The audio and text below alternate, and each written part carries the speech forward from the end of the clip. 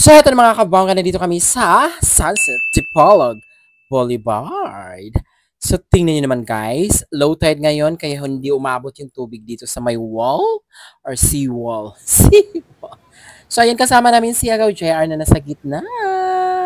So, ayan, every year guys, na umuwi kami yan, talagang pinapasyal kami ni Agaw JR dyan Thank sa you. Dipolog Boulevard. So, last year, ang dami mga prutas dyan, kaso lang ngayon, walang nagtitinda guys dahil nga masama yung panahon, bumabagyo-bagyo.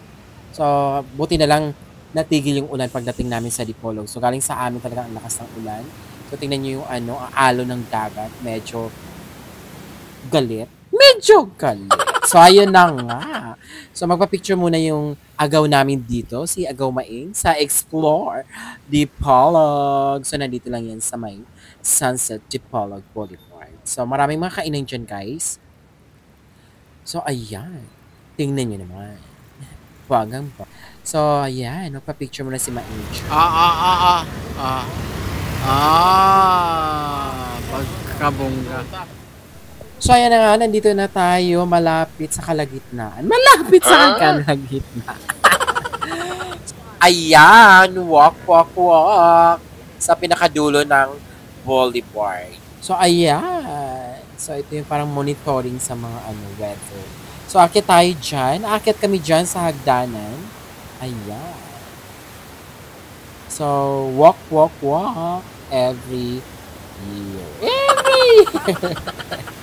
So, may pictorial kami dyan na nangyayari. So, ang ganda na naman talaga ng view pag nandyan ka na sa kulay na yan. Ayan. May pictorial mangyayari dyan.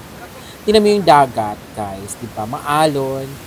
And then, ayun na nga. Makulimlim. So, wala talaga siyang sunset na nangyari o walang sunset na nagpakita dahil masama nga yung panahon sa araw na yan. So, September 26 yan, guys. So, September 27 yung balik namin sa Manila. So, pumapasyal talaga kami ng bonggang-bonggang siya. So, ito na yung pinaka-end ng Dipolog Boulevard, guys. So, nandito yung may food hub dyan. Maraming food hub dyan. Maraming food hub. Maraming kainan sa food hub. Okay? So, tingnan nyo naman yung alon, guys. Ang bonggang-bong. Ayan. So, nare-relax na exercise naman kami. So, ayan yung food hub. Ito yung pinaka-end. So, maraming kainan dyan. Maraming choices. Pero kakain kami doon sa sinabi ni Agaw JR doon sa may Bulaluhan na doon sa end then ng sa kabilang